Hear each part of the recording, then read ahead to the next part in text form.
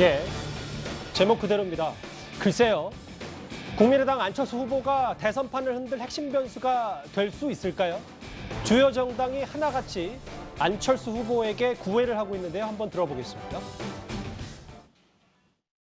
우리 안 후보님도 한국 정치 발전에 역할을 많이 해오셨고 상당히 비중 있는 정치인으로서 대선 출마를 하셨는데 다만 저나 우리 안 후보님이나 이 정권을 교체해야 된다는 그 열망은 마찬가지로 강하다고 생각을 합니다. 어쨌든 그런 큰 차원에서 한번 소통을 할 생각을 가지고 있는데요. 저는 윤석열 후보가 안철수 후보의 그런 미래 경제 아젠다나 과학기술 아젠다를 수용할 만한 토대가 없다고 봐요. 훨씬 이재명 후보가 그것을 포용할 수 있는 탄력성이 있다 이렇게 보는 거죠. 함께 한다면 이재명일 것이다. 그렇죠. 누구 말만 따라 몸값 올라가는 소리가 좀 들리잖아요. 구정 차장. 네. 송 대표가 다시 한번 안철수 후보에게 구애를 했고 윤석열 후보도 소통할 생각을 갖고 있다 이렇게 얘기했는데 결국 안철수 후보의 지지율 얘기를 빼놓을 수가 없습니다. 네.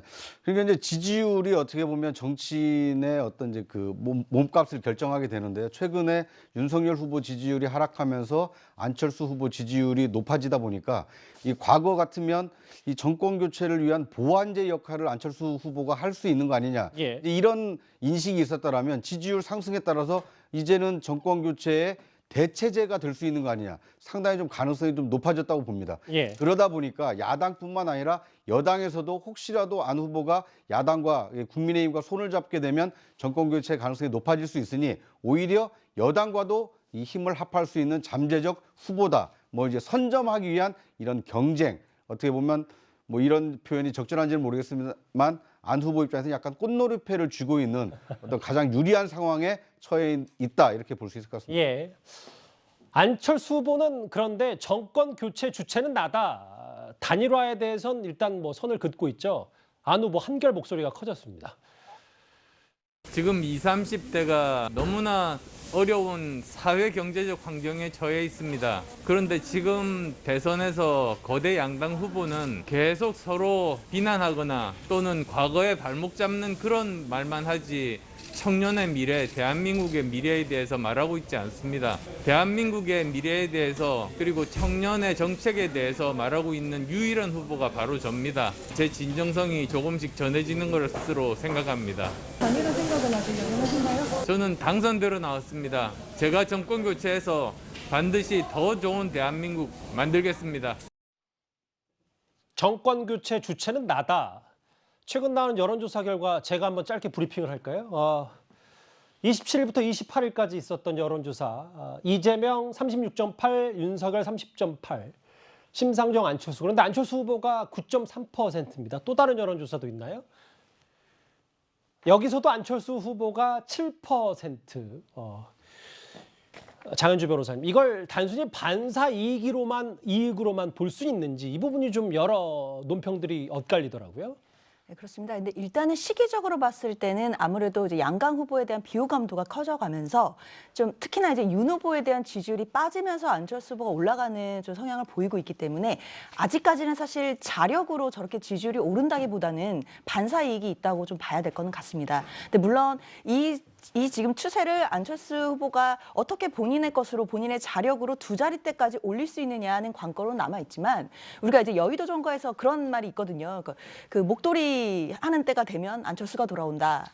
지금 이제 또 목도리 매는 시절이 왔습니다. 그 시즌에는 항상 안철수 후보의 이름이 예. 거론이 되는데 지금 또 이번 대선에도 안철수라는 이름이 또 몸값을 높여서 오게 되었고 예. 그리고 그 이름에 대한 무게감은 사실 윤석열 후보한테 훨씬 더 부담이 될 거기 때문에 예. 지금 윤석열 후보로서는 안으로도 밖으로도 여러 가지 위험 요소가 있는 상태라고 보겠습니다. 이번에는 목도리 안 하는 3월에 대선하기 때문에 또 안철수 후보가 어떻게 될지도 한번 보겠습니다. 예. 그런데 이제 연령층으로 좀 봤을 때요, 이현정 의원님. 지금 이번에 청년층이 꽤 그 대선 핵심 변수인데 심상정, 안철수 두 후보의 지지율이 만만치 않다. 이 부분이 앞으로 좀 변수가 될 수 있을지, 정말 대선판을 안철수 후보가 흔들 수 있을지 어떻게 보십니까? 그러니까 참 이 조사는 또 이제 윤석열 후보가 20대 표가 많이 나오는 걸로 조사가 요즘 워낙 조사가 이게 왔다 갔다 하니까요. 이게 뭐 일관적인 참 평론하기가 굉장히 어렵습니다만은 우리가 지지율을 볼 때요. 중요한 거는 뭐냐면 응집도를 많이 보거든요.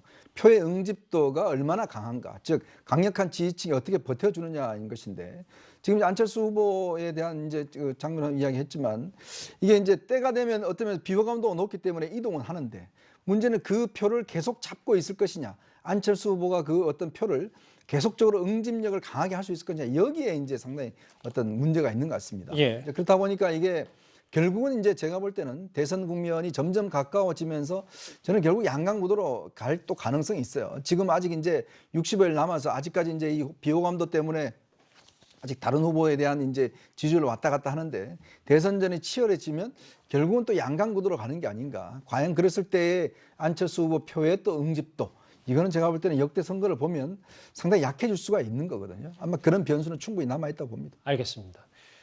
대선 변수가 된 안철수 후보의 최근 지지율 내년에도 이어질 수 있을지 저희도 한번 잘 지켜보겠습니다. 대선 레이스 얘기는 여기까지입니다.